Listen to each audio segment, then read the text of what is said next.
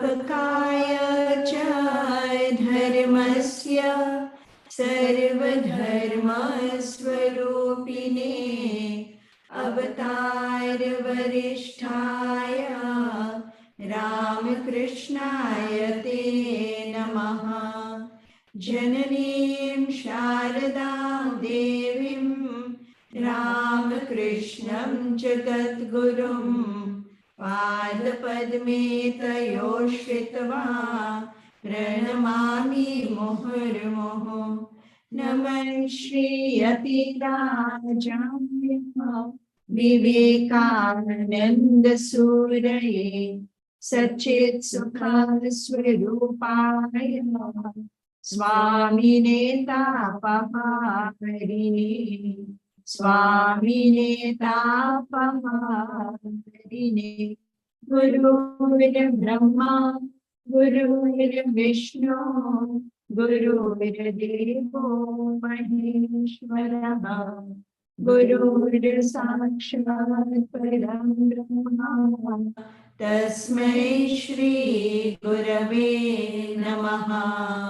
तस्मै श्री गुरवे नमः।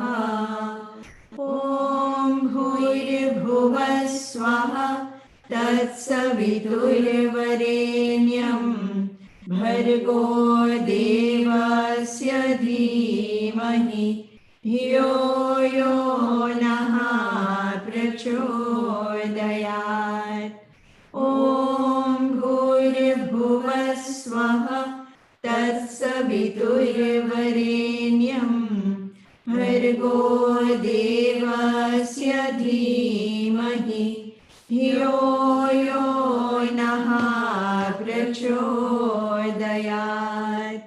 ॐ भूर्भुवः स्वः तत्सवितुर्वरेण्यं भर्गो देवस्य धीमहि धियो यो नः प्रचोदयात्।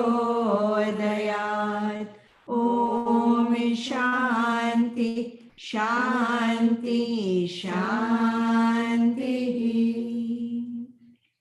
Om Namo Narayanaya to revered Pravrajika Ishtaprana Mataji, Dr. Usha Vasthare, and loving devotees. Swami Vivekananda says, all power is within you. You can do anything and everything. It gives me great joy to welcome you to our special program with Dr. Usha Vasthare. Dr. Vasthare is an international speaker, renowned neuroscientist, teacher, writer, and social worker. She presents papers at international conferences and has been interviewed on several TV and radio channels in India and the USA. Her interest is to bring science and spirituality together for holistic living. Kindly note that there will be a question and answer session after the talk. Please post your questions on the chat facility. Let your questions be precise and related to the topic. We now present Dr. Usha Vasthare, who will speak to us on You Can Be Successful.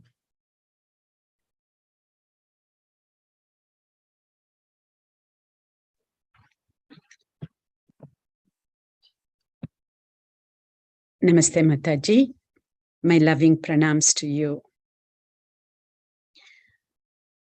It really gives me great pleasure to be sharing some of the recent advances in neuroscience research.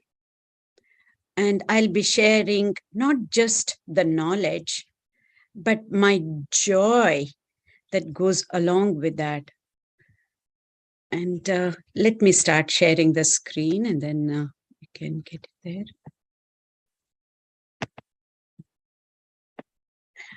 I hope you're able to see. Can somebody just give me a head start? Can you see the slides, please? Yes, we can. Thank you, Mataji. Yeah. Let us do a thought experiment. Let us just think about a goal, your goal. Just you think about your goal and be as specific as possible. I'll just give you several seconds.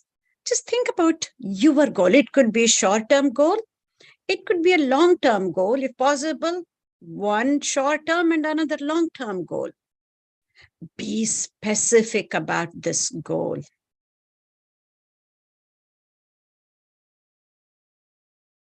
Okay. And now, think about what is it that is preventing you from achieving your goal. You may just think about it. If you want to jot it down in the paper, but I also have learned in this younger generation, there is not jotting down on the paper, but using your cell phones to write down your points or notes. Yeah, just do this.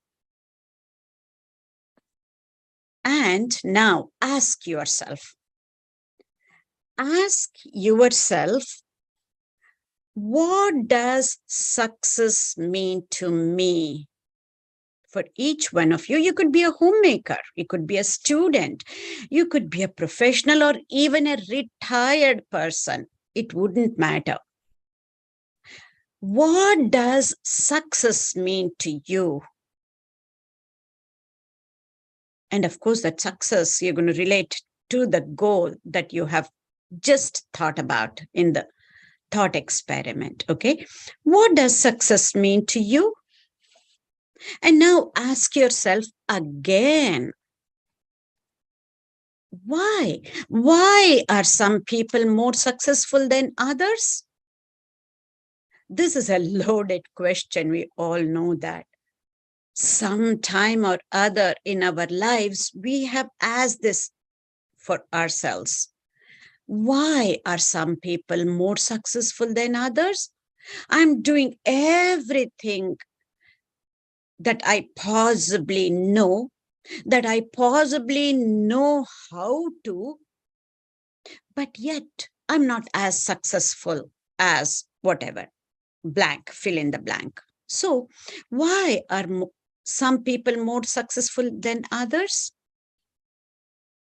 With these questions in your mind, with this thought experiment that we have just gone through, now just go through the rest of the talk relating to the goal that you have just thought about, relating to what prevents in achieving that goal, and relating to the $1 million question, why is it some people are more successful than others?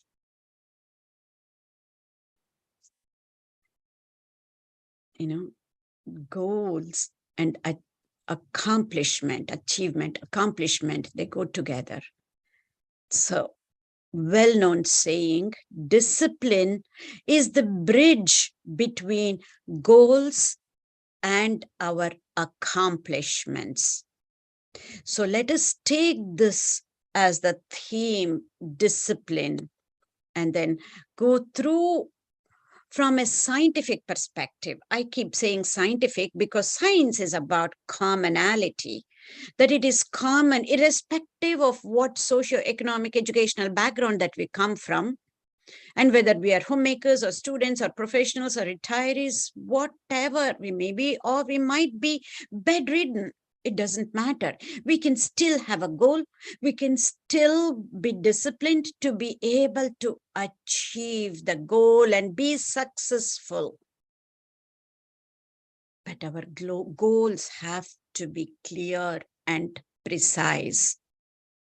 If our goals are not clear, then we just go through this life. And whatever we do becomes just a time pass. So having a clear-cut goal, maybe it is a reachable goal, maybe not, we don't know. You can always tweak, change your goals, but to have a really strong, clear-cut goal is really important. So now let's get into what is this success principle is all about to accomplish the goal that we have just thought about in our thought experiment. Self-discipline. We know the word discipline. Many a times we are disciplined by, when we are young, by our teachers, by our parents, by somebody who is elder. But this is all about self-discipline. And self-discipline, as they say, is a companion of willpower. And it gives us the stamina to persevere with whatever we want to do. Yes, sometimes that willpower may dwindle, it might go down. But as long as we know what our goals are, we just need to make certain course corrections and have our eyes set on our goals. And self-discipline is the strength that we all have, and we need to train ourselves. It just doesn't come automatically. It needs to be trained. It is that strength to withstand our physical, emotional, and mental challenges and difficulties and hardships that each and every one of us will come across without any exception.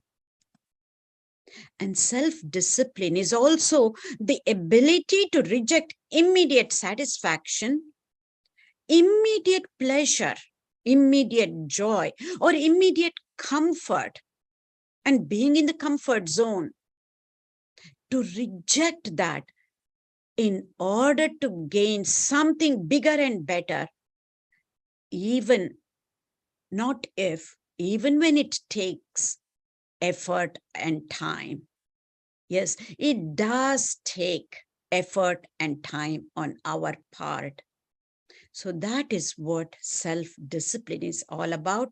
And whether our goal is a short-term one or a long-term one, for anything and everything, we need that self-discipline. As a matter of fact, not just to be successful, even to be happy or to be happier, we need that self-discipline. Many a times we don't realize, we get confused between freedom of the senses and freedom from the senses. This is where we get stuck, not be able to get that self-discipline, because we always want to be free. Who does not, right? From a young baby onwards, we want to be free. But as we become even teenagers, we want freedom for the senses.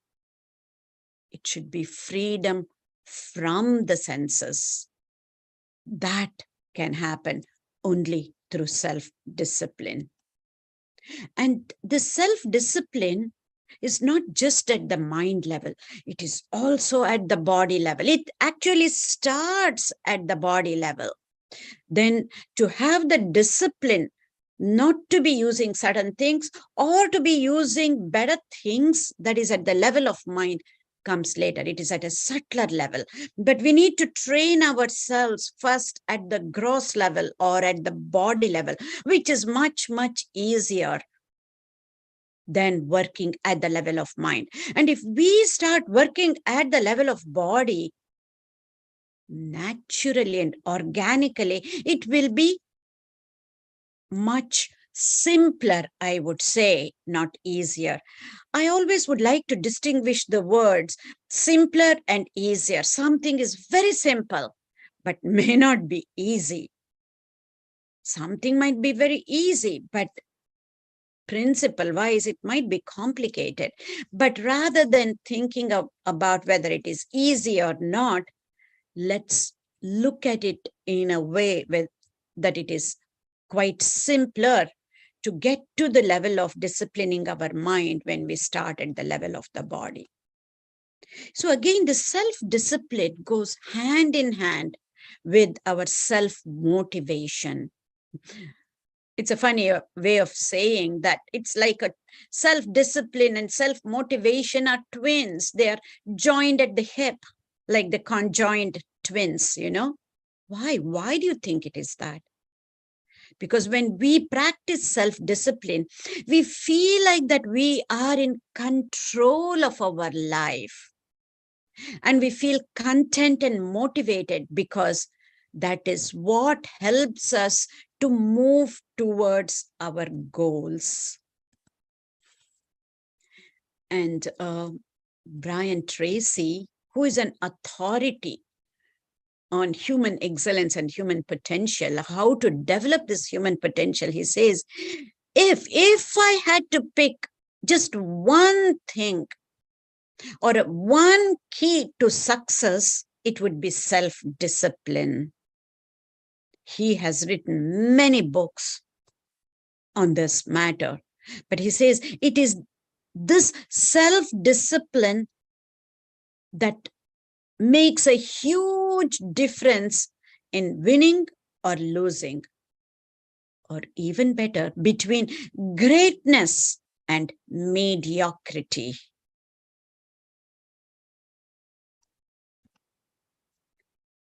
Again, he goes on to say, self-discipline is the key to personal greatness. Because when we have a set routine and when we follow that routine every day, we know how it feels. And the reason is because when we have accomplished whatever our routine is, our daily routine, which makes us accomplished and happy in a neurochemical level, there are certain chemicals that are released that will make us happy. So this is the reason self-discipline is the key to personal greatness. And he says, you know, it is that magic quality that opens up all doors for us so that everything else that we are working towards will happen. And with self-discipline, any person can rise as far as possible and as fast as his talents and intelligence can take him. So this is not faith-based,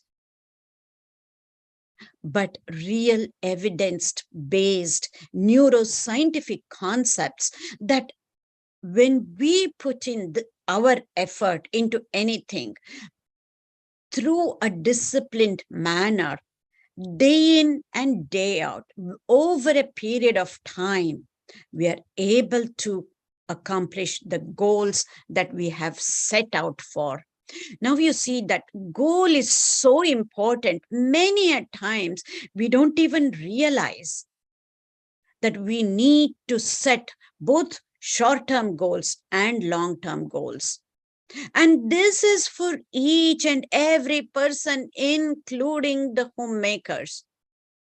It's not that you have to go out and work to have a goal. It's not that you have to be a student to set a goal and achieve something. All of us need to be happier. All of us need to be utilizing the innate potential that we already have, which is immense. The only way we can tap into that innate potential, the only way that we can actually unlock that potential that is already within us, through this self-discipline.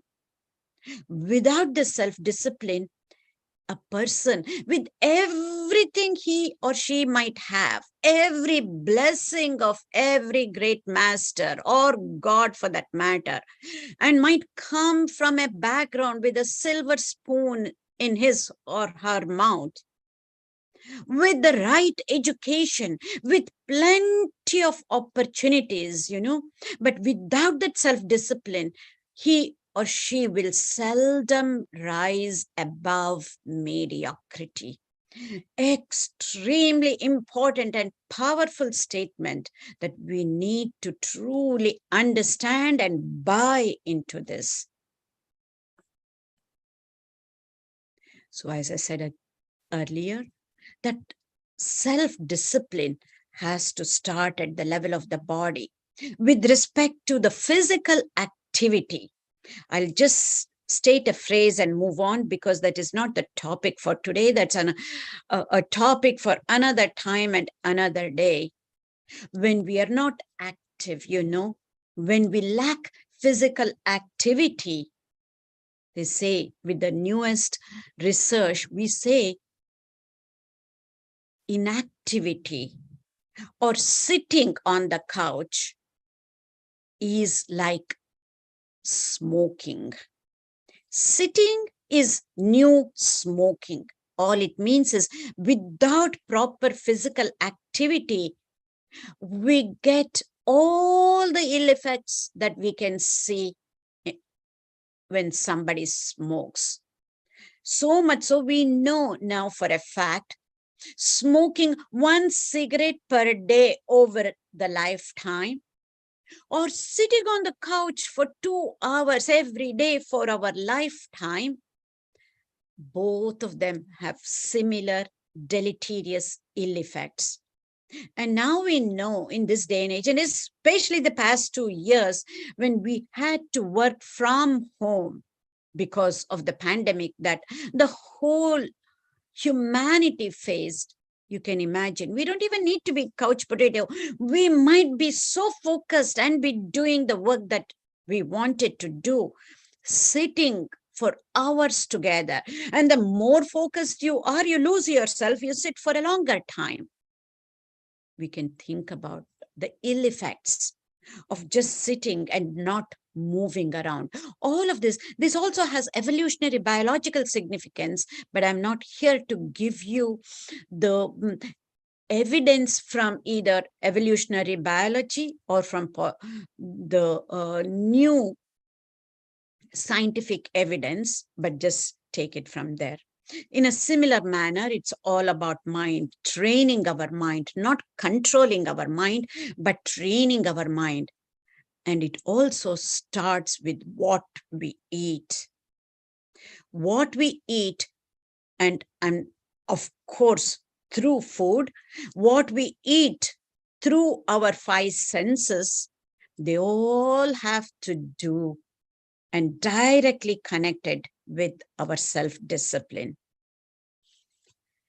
So I want to bring this up because whenever I talk about our mind, the powers of our conscious mind, but yet how our unconscious or non-conscious mind is so much more powerful than our conscious mind. Whenever I use the word self-discipline, I have learned from youngsters, they say, youngsters, especially youth, they say, ma'am or doctor, we don't like that D word, discipline. And of course, I don't like the C word, the control, the self-control, self-discipline. So I try and use the word self-regulation. It's much more kinder and much more palatable and acceptable. So whenever I say self-discipline, all it means is self-regulation, not because somebody is asking us to do, but it has to come from within, self-directed regulation. So what do I mean by this? Here, science comes to our rescue, This experiment that was done in 1960s clearly shows the significance of self-control and instant gratification. So much so, the person that you see here on the screen, the scientist Walter Mischel, he ran a series of experiments and they have been duplicated, and we have seen similar results. And this experiment was done in 1960s, and popularly it's called as marshmallow experiment. Marshmallow is something like a candy. It doesn't have to be marshmallow. It could be any candy or it could be any chocolate, you know. In 1960s, Walter Mischel studied with preschoolers of age of 4 or 5 year olds. And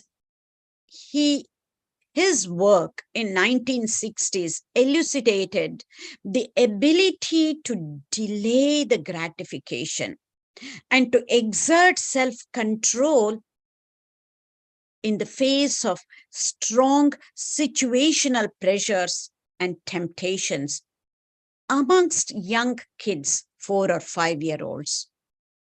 And the test was very simple. And we're going to see the video in a minute or so, but I'll just set the pace for you to watch the video so that you can enjoy this. This video is truly enjoyable. You will see that in a minute. This test, the marshmallow experiment, was very simple. They chose a bunch of school kids, preschoolers, 3, 4, 5 year olds, and they were given an option. What was that? They were given a marshmallow, let's say a candy, and they were asked, you can eat it now if you want. However, if you wait for 10 minutes, then you will get 2 candies instead of 1. And now let us watch the video and then let us see. I will conclude that after we watch the video. Just give me just a minute or two so that I'll be able to show the video. And I might even ask my young friend here, Sohan, to help me out if you may. Sohan, may I ask your help? I don't want to. Let's make sure that you can hear. Are you?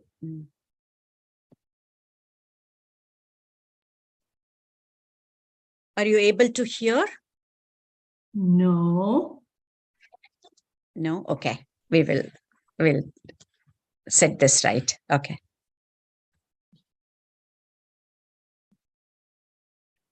We can hear you, Ben. Okay. Yeah. Do we need to optimize? Okay. Wait, we're going to try it again. Yes.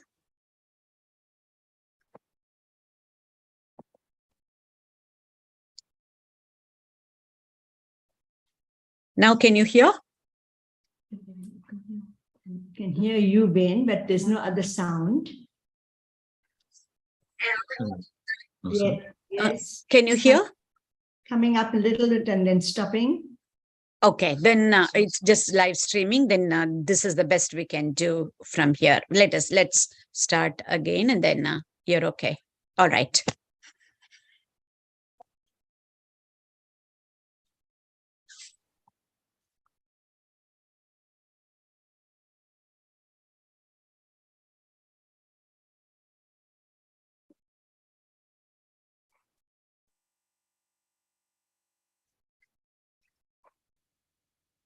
Is there an actual video or is it still the screen with the book showing the marshmallow test?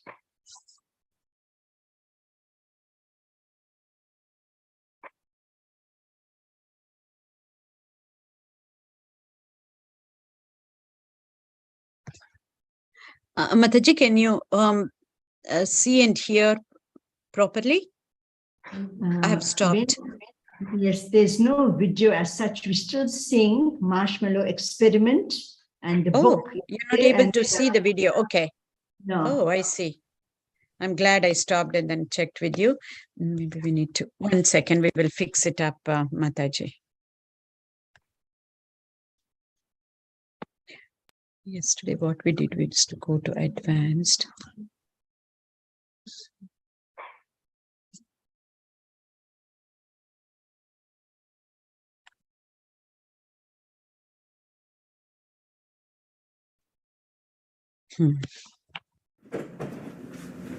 Now, can you see the video? Yes, thank you. Yes. You can see the video and you can hear it too, right? Yes, thank you. Okay, thank you. Thank you, Mataji. Okay, here we go.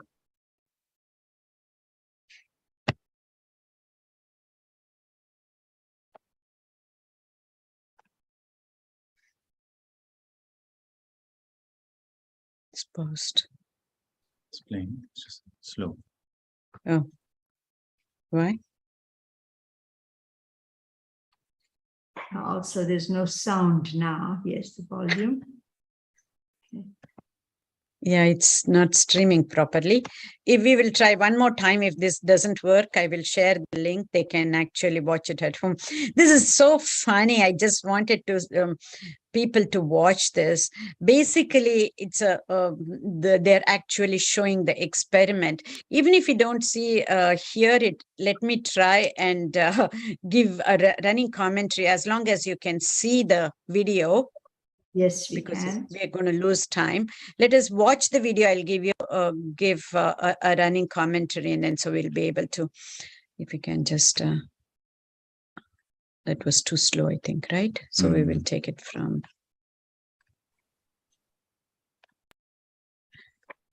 You can see the video, everybody. Is it still? It's playing. It's. Oh, it's not buffering. playing. Yeah, you can see it's. It's very What slow. do we do? Earlier it was playing, but they only Just we try could one see. more. I guess we will try one more time. We had done a dry run through it. Still, I knew there is some issues and.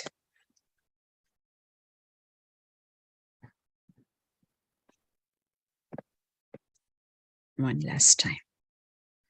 At least if we can see the video. Can you see the video, Mataji? Yes. Okay, yes. here's the deal. There's a marshmallow. Audio? You can either wait, and I'll bring you back another one, so you can have two, or you can eat it now. So you can eat it now, or you can wait, and I'll bring you back two. Okay? Can you hear Okay, this? I'll be back. Can you hear it? Okay, so I have one marshmallow for each of you. Okay. One. Don't eat it? And here's the deal. You can either eat it now, or you can wait till I get back, and you can have two. We won't stop. Okay? Okay. So eat it now, or wait till I get back, and you can have two. And I'll be back in a little. Can you hear it? Can you hear the sound? Whichever one. Really, thank you. Yeah. They can hear. They can. Okay, No great. way. The kids are saying that they want to wait. And then this is so funny. We can watch this and see. This kid has been given, they're playing with that candy. I wonder what we're gonna do. Are you gonna eat it? If I want to eat something. Or we're still not gonna get to. But if you wait until she gets back, she'll give you two. She still won't give you two because you ate it. Some of it. And I didn't eat a single bite of mine. So don't show her, okay? This is really funny how the kid distracts himself so that he doesn't want to eat biscuit. And he plays with that candy. Takes it close, but this kid completely distracts, and then you will see what he does after a while.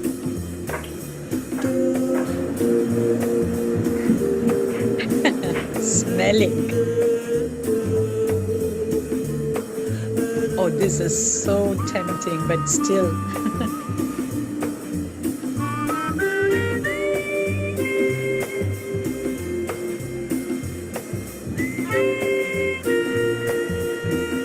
That's it. One bite.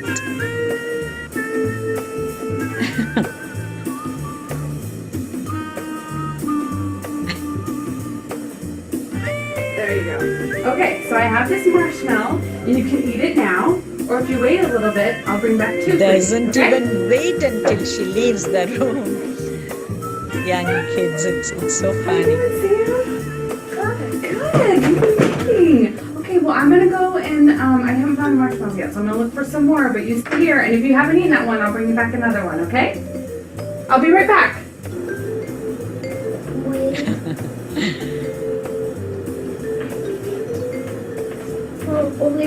You're eating, not waiting for her to get back.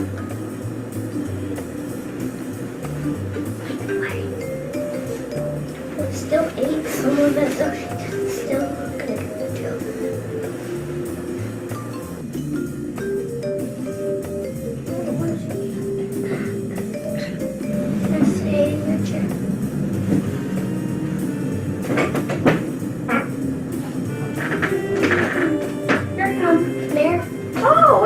happened? She ate her. Oh, okay.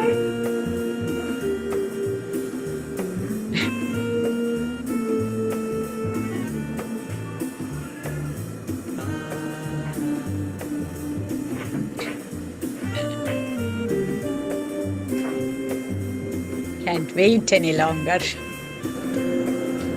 Not eating, but just licking. Hi, Hunter, you waited. You get two. Good job. You can eat it. You can eat them now.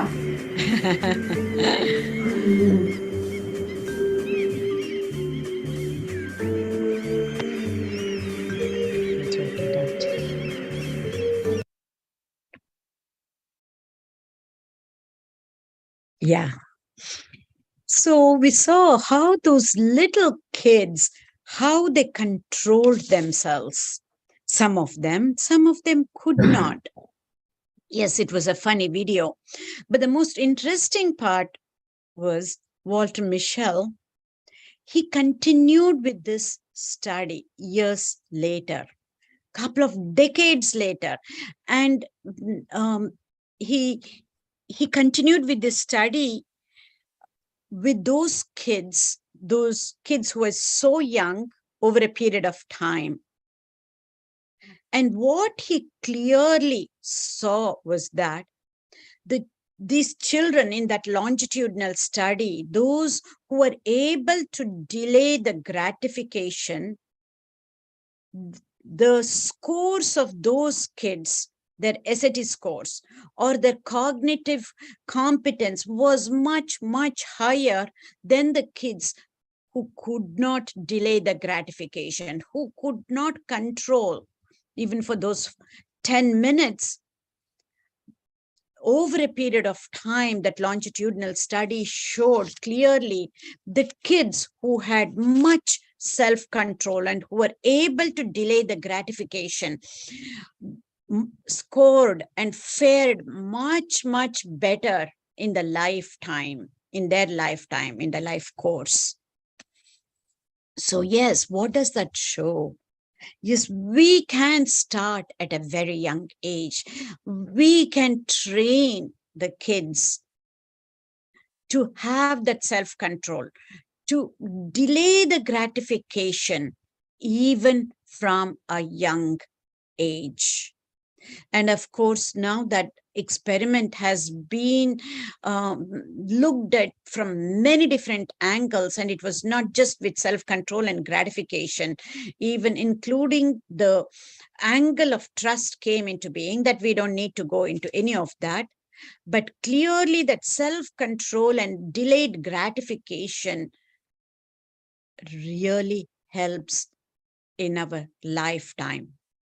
Even as young kids, even if we didn't have much of self-control, the good part is that control, self-control or self-regulation can be trained at any age. And especially at young age, it's usually just that willpower, right? Willpower is what helps with that self-control. We know kids usually have lots of willpower. When I say kids, not just those kids with 4 or 5 years, and even as older, even teenagers have a lot of willpower. We don't realize this at all, that we will get into that a little bit more detail and try and see how we can compare and contrast the discerning power or discernment versus the willpower. What age, who has more willpower and who has more discerning power, and what is the role of adults and educators, and what is the role of youngsters? We will see that in a few minutes. Again, when we ask this question, why are some people more successful than others? We have asked this before.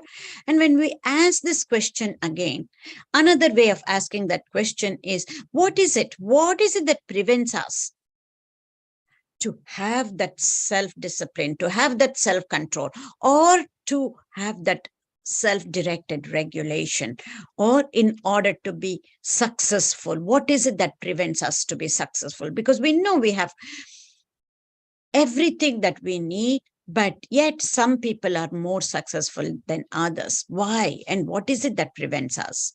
Let us see. Yes, these are the ants that you see on the screen. And you also see in nature, just like in nature, you have various different types of ants, red ants, black ants, termites, fire ants, and many different types of ants in nature. In a similar manner, we have these ants in our mind. Yes, you might have guessed it right. This ant stands for automatic negative thoughts. It's an acronym for automatic negative thoughts. Whether we know it or not, every one of us, without any exception, whether somebody is a saint or a scientist, professor or a student, doctor or a patient, each one of us has this negativity bias that is built in, innate within us. And even this has evolutionary biological significance, which I'm not going to go into it right now. However, let us see what happens when we are faced with this bias, negativity bias. Our own mind and brain acts like Velcro, or our own mind and brain sticks for negative thoughts, negative feelings, negative perception, negative mindset, negative memories, and negative experiences. Whereas our own mind and brain, for something that is positive, it may be a thought, a feeling, an emotion, a mindset, a memory, or a perception, or a belief system, or an experience, something that is positive, gets washed off like Teflon or the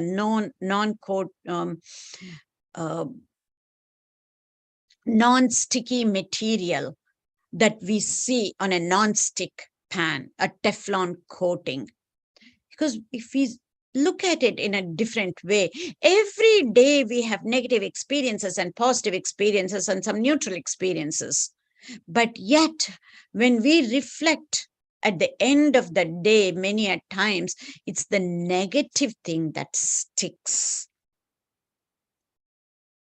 So that is because of the negativity bias that is within and innate within all of us. And once we understand this and we know about this, we get frustrated because we don't know how to overcome this negativity, either in ourselves or in others. And many a times, much more than figuring that out in ourselves, we see that negativity in others first. So let us spend next few minutes in understanding this negativity bias and how when these ants, when I use the word ant now, you might know now I'm going to be using that as an acronym for automatic negative thoughts. So when these ants go unchecked and also unnoticed, what happens? Our learning gets affected, our health gets affected, because every thought releases a chemical. So it's a negative thought will release negative chemicals, and that won't just stay in the brain. It gets distributed throughout the body, and over a period of time, it has ill effects on our health. The more sensitive you are, the quicker it gets affected. So these ants, when they go unchecked and unnoticed, they affect our health. They affect our interpersonal relationships, and they affect our entire life itself. So much so, when we have this unchecked and unnoticed ants, our mind acts like pendulum. It acts like a pendulum going back and forth between our past and our future. When that happens, we look at past with regret. saying that, oh, I should have done that. Then I would not have been where I am right now. Oh, I should not have done that, or I should have done this, always with regret. And our future will be filled with anxiety and pessimism. And we cannot handle uncertainties in life. And whatever is happening in the present moment is not satisfactory at all for us. We cannot be content in the present moment. We have everything, but we feel that it's still not enough. Never feel content. The main culprit of that is this negativity bias. So much so, our mind is never in the present moment, here and now, now and here, in a satisfied manner. I just want to go a bit deeper into this concept of being in the present moment, here and now, now and here. This is such an important concept. Really, if we really think about this, past and future are our mental constructs. Truly, there is nothing like past and there is nothing like future. Yes, I'm not talking from the perspective of learning from the past and planning for the future. When we are learning from the past, it is still at the thought level. When we are planning for the future, it is at the thought level. It's at the mental level. But the action part, the doing part, whenever we want to do something, whenever we need to act upon something, think about this, very profound, that we can only act upon, we can only be doing in the present moment, here and now, now and here.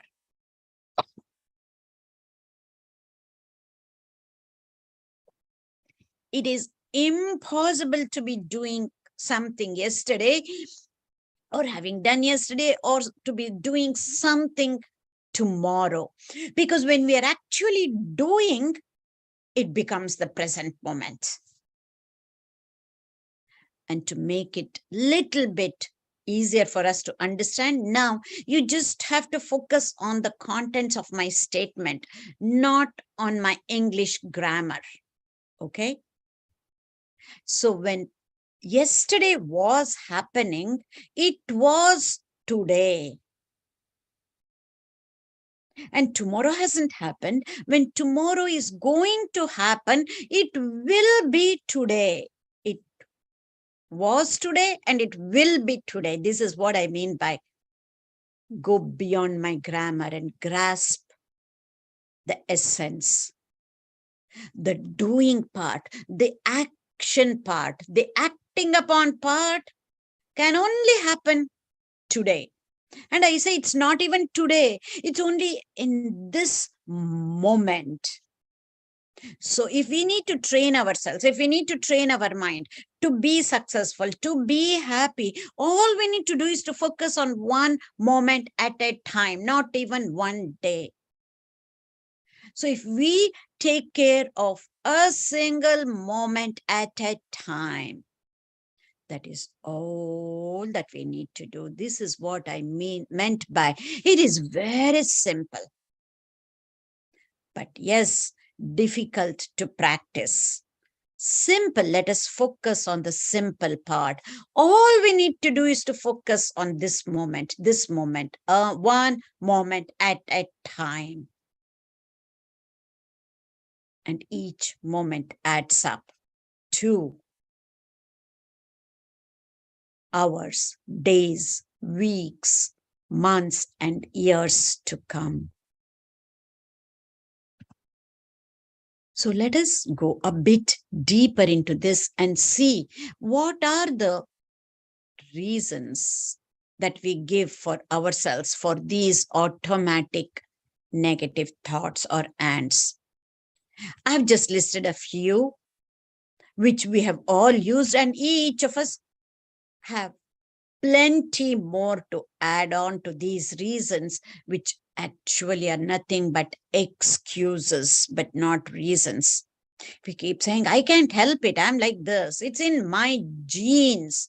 And my mom has already told me, you are just like your grandfather. You're so short-tempered. Anger is in the tip of your nose, is what they say. What my mom says, so I can't help it. Even that, new epigenetic research has shown that it is possible to change the expression of genes. That's again a different topic. We're not going to get into that. What I'm trying to say is we cannot even give that as a reason, let alone as an excuse. Everything is within our hands to be able to do that or change that. Or we say, I was not like this before. It's only because of the pandemic that I have become like this, not otherwise. And because of these reasons that we give ourselves, and what are the consequences of these ants or automatic negative thoughts or the negativity bias that is within all of us, that it's not possible to change easily. And we cannot be proactive, and we shun away from our own responsibilities. And we cannot learn new things easily. And we have everything, but yet we are not as happy and successful as we would like to be. But look at this. There is no colored pill that comes in a white bottle that we can take it in and get rid of this negativity bias. It is only through knowledge, through self-awareness, and using our willpower and discerning power to be able to change that is the only way to overcome this negativity bias. Because of this negativity bias, we keep giving reasons which are nothing but excuses for anything and everything that we cannot accomplish. And again, one step back, what is it that we need to accomplish has to be clear in each and every one of our lives. That means that goal is so important. And to accomplish, what is it that is preventing us? This negativity bias. So as much as we want to know what is it that we need to do, we should also know what is it that prevents us from doing what we should be doing. What is it that prevents us to not be doing certain things we should not be doing? This is that bias, very important. Again, these ants, once we understand how these ants come about, and no, it's not that only few of us have this, but it's an innate thing, everybody has this. And also knowing that another very important neuroscience concept is that most of these automatic negative thoughts, the ants, are false. That's a saving grace for most of us. Just knowing most of these ants are false is enough for us not to believe everything that comes into our mind. Because again, many experiments have been done in Europe and Western countries, UK, Europe, and US, wherein they have shown most of us go through this life, and every day we have about more than 60-70% of our thoughts are nothing but on autopilot. Whatever is on autopilot, out of that 60%, 85% of that 60% of our autopilot mode is because of the negative thoughts. Most of them are ants. So even though these negative thoughts come in our mind because we have put them, we don't need to hold on to them. Just believe that most of these ants are false and don't believe them is the easiest thing to do. Also, really important to know, I'm only talking about negative thoughts at the thought level, at the level of mind. The same effect of these ants, effect of this negativity bias at the action level is even more important. Let us see what happens at the action level. The results of these automatic negative thoughts or the negativity bias that leads to procrastination. We know we have been there, done that, and we also know even in the future, we will be procrastinating a few times, let us say. At that time, try and remember, I'm not this way. I'm not going to give any reasons because of this pandemic or because of my genes, because of the circumstances, none of that. Now I know my procrastination is because of my own negativity, my own ants. So if you need to procrastinate, which is an automatic thing, don't. Set up a goal. Set up a goal. And if you cannot do that, consciously say that I am definitely going to start again from tomorrow. 3 days from now, I'm going to start, and stick to that rather than happening it in an automatic manner. Because we have seen at least somebody in our lives, it could be a family member, it could be a friend, it could be a colleague who is a chronic procrastinator. And for them, for easiest and simple message is, even if you're putting something off, make it as a goal. I'm not going to do this today, but I'm going to do it tomorrow. Then it doesn't become procrastination. Then it becomes a goal. Not doing today becomes a goal. I will do it tomorrow. Even though we have tried all of this, but I'm trying to give with the scientific evidence why these things work and why certain things will not work when we accept science. And sometimes we need some external help. We need some help from outside, not because we are weak, but we want to remain strong. If there are chronic procrastinators, or if there is something in your life that it is really hard for you, you have tried umpteen number of times, you have not been able to be successfully complete a task or whatever it may be, then just at that time, try and remember this. I'm going to make this as a goal and get some help because I want to remain strong. So with that little bit going deeper into the negativity bias, we have to know, just knowing about these ants and just knowing about self-discipline, is this going to be enough, or is there something more? And if it is, what more is that? This is where we need to understand some more of the powers of our conscious mind. I will go through this quickly, and then I will probably take another 10 to 15 minutes to finish up so that we will have enough time for Q&A.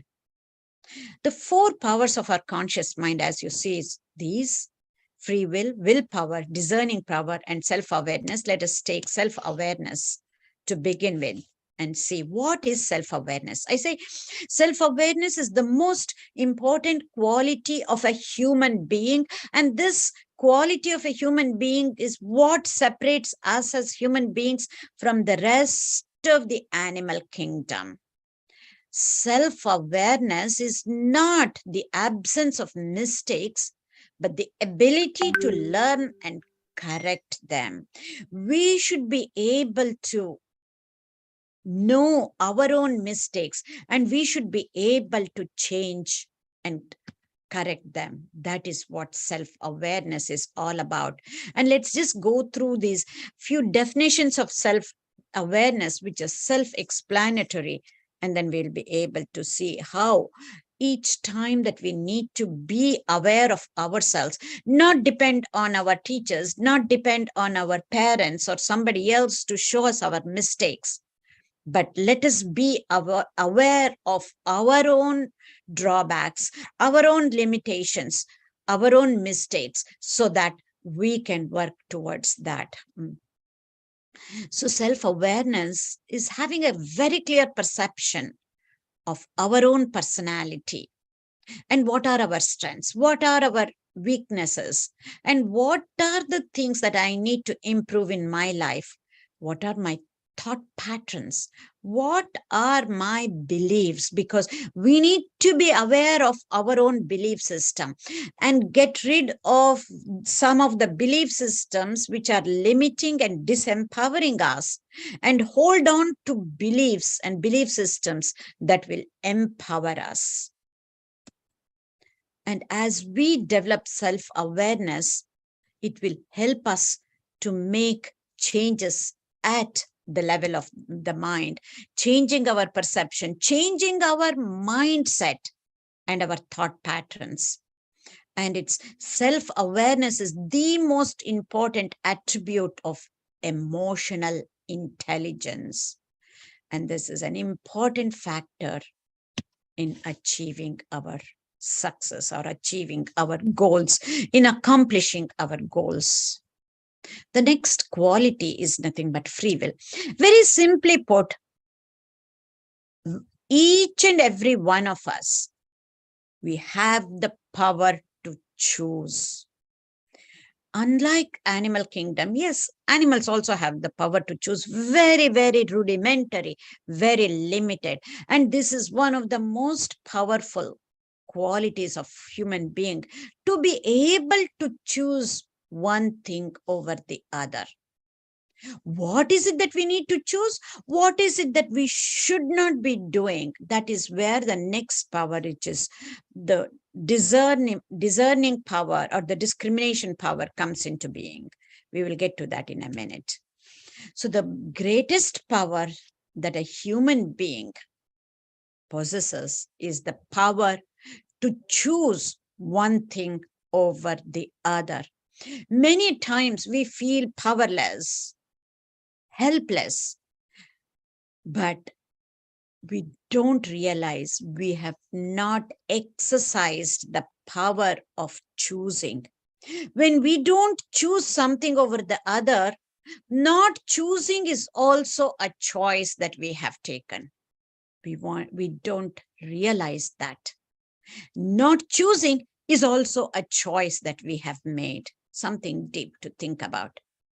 The next is willpower. We know something about the willpower, so I'll just quickly go through and come to the most important concept. Willpower is the ability to arrive at a decision, and we need to follow it up. We need to persevere to make the decision happen until it gets completed. It's just like a kid falls down. It doesn't matter. It gets up and then starts walking again, a baby. In a similar manner, we need to be exercising both our free will power to choose and our willpower to be able to accomplish the goals that we have set. And willpower is the inner power that enables us to overcome many of the both internal and external resistances and obstacles and barriers. How do we overcome? The first thing, the foremost and the easiest, to be honest with you, is to be using that willpower. And willpower is the antidote to being lazy and for procrastination. Rather than saying, oh, this person is lazy, my son is lazy, my brother is lazy, instead of that, let us just say we need to use a lot more willpower and try and work towards that, whatever goal it is. You have heard this before. Willpower is just like a muscle power. The more we use it, the stronger it gets. So much so, I love this statement from Gandhiji, who says strength does not come from physical capacity. It is not the physical strength. It is the mental strength which comes from the willpower, the indomitable will, he says. The last of the qualities is the discerning power, or the discrimination power, or the discerning power. In life, we usually see two choices, black or white, right or wrong, good or evil. Life would be so easy if we only had two choices, like the computer, 0 and 1, the binary format. Life does not run in a binary format. Life is this, full of choices, full of possibilities waiting to happen. This is where it gets tougher. That when we have so many choices, which one do we choose? This is where our discerning power comes into play. And this is where even life becomes harder, because to obtain that discerning power, or to grow that discerning power, we need both knowledge and experience in life. This is where, if we see, that kids have a lot more willpower when compared to the discerning power. We need to understand the theoretical aspect of why we are doing something and why we should not be doing something else. That is that knowledge. Just that knowledge is not enough, and also it comes through life experience. This is where we need to understand, both youngsters who are listening and also elders who are listening. Kids, teenagers, even when they are in 20s, they have the most willpower, not enough of discerning power to know what is right and what is wrong. Many a times in this day and age, this is what I have heard from many parents in many different countries that I have traveled for the past few months, wherein they say, we have discussed this, that kids have so much willpower that they are using that willpower for wrong reasons. That is what, in a joking manner, and not joking too, we use the word want power. They're using that want power, which is nothing but that willpower to not do something that is good. Or they use their willpower to be doing something that is not as helpful for them. They're using that want power so much.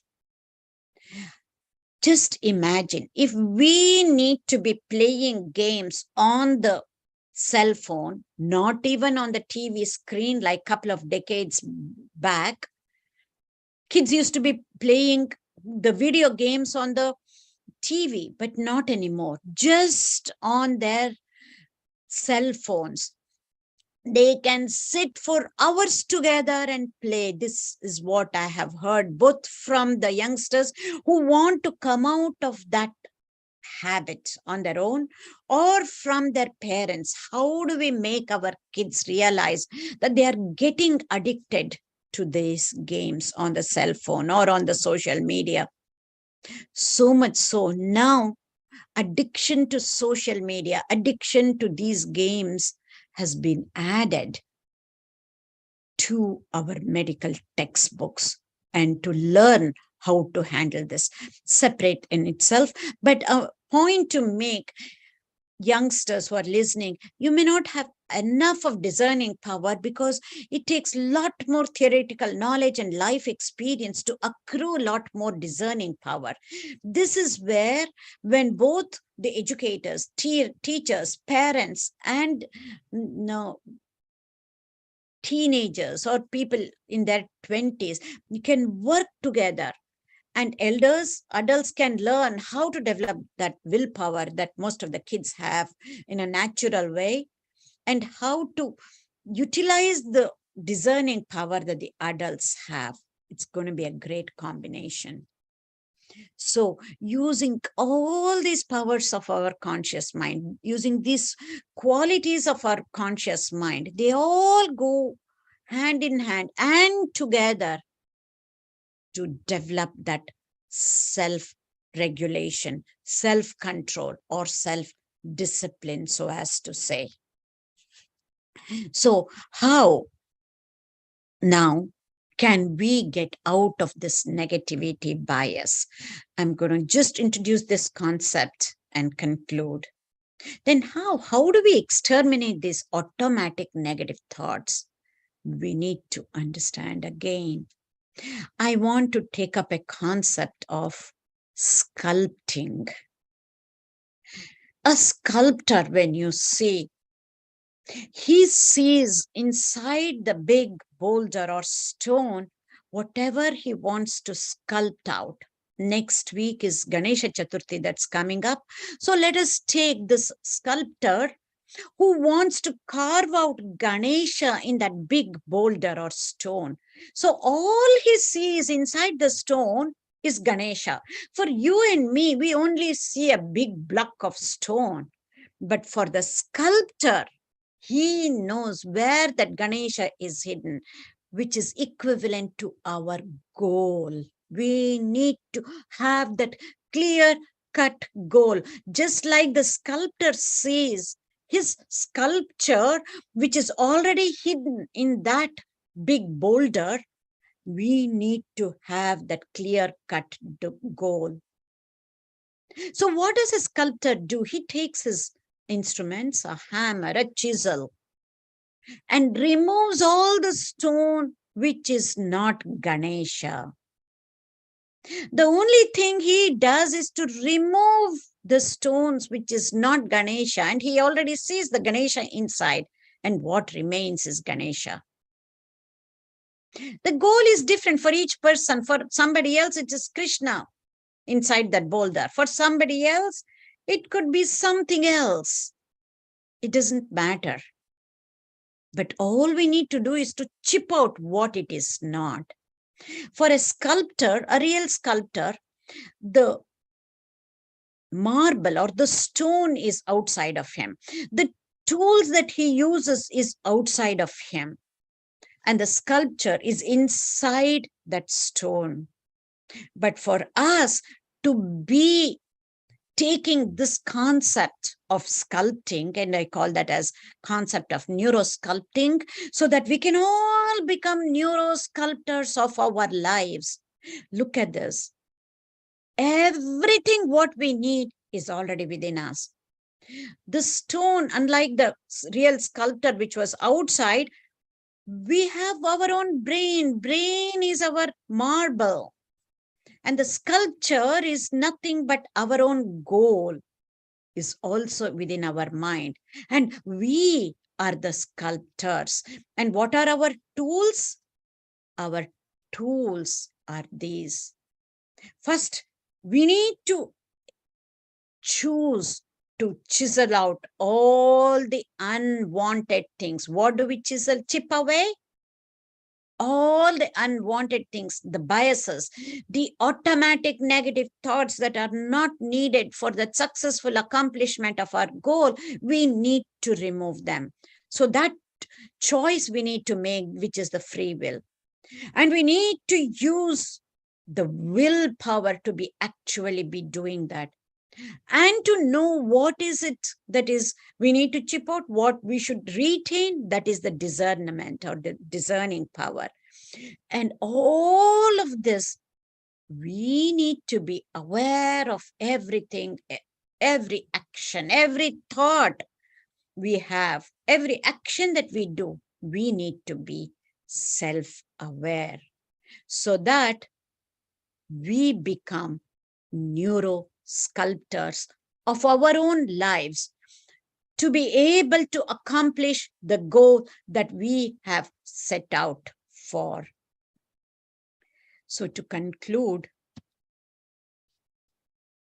The secret to happiness is to do what you like. We have heard this. But the secret of success is to like what we do. A huge difference.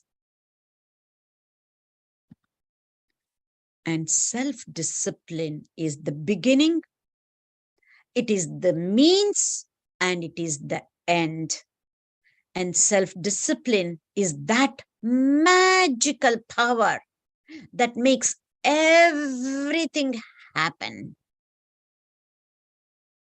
And that magic wand, or that key for that, is hidden within us. And we need to unleash that. So I want to finish by this, one of my favorite quotes, which is so highly scientific. 150 years back, Swami Vivekananda said that, and it is so powerful. And it's so nice. I'm just going to read it out. It is so powerful rather than paraphrasing it. And if we're going to see how we can use the success principle that Swami Vivekananda has given, and I will give you one last magical step in a from a scientific perspective. And Vivekananda's success principle is very simple. You just take up one idea. Take up one thought, one idea, make that one idea your life.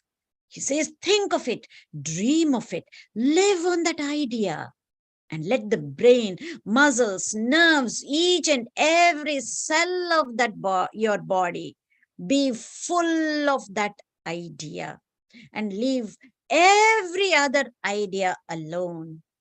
And this is the only way to success, and this is the way great spiritual giants are produced. And this success principle that Vivekananda has given us, I'm going to put it in a scientific way, saying that everything, and that success principle begins from a thought, a single thought, but it has to end up in action, and it has to happen now. Thank you. Thank you very, very much, Doctor, for that very, very illuminating talk, very valuable ideas for being successful. And we thank each and every one of you for participating also. We are very grateful to Dr. Vasthare for sharing her expertise and knowledge, which helps so many people to improve and cope with their challenges. It is so wonderful that Doctor could come to this country to help those that require assistance. And Dr. Vasthare will be giving other talks in the next few weeks. You're all welcome to join the program, her program, whenever Doctor is speaking. The details of the program will be available at the end of this program. And we pray to God to bless us with a strong mind to persevere so that we can achieve our goals. We shall conclude with the Shanti mantras.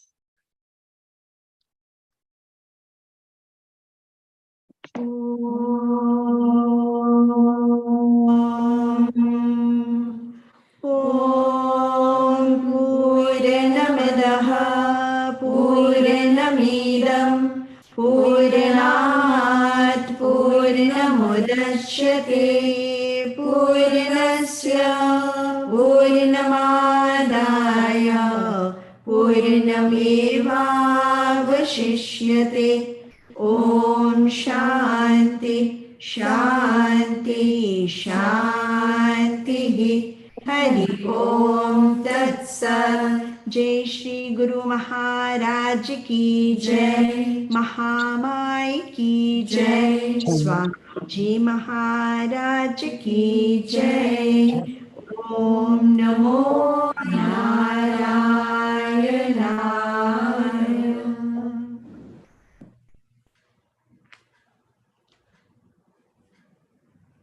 I'd like to put the slide on the details of the program.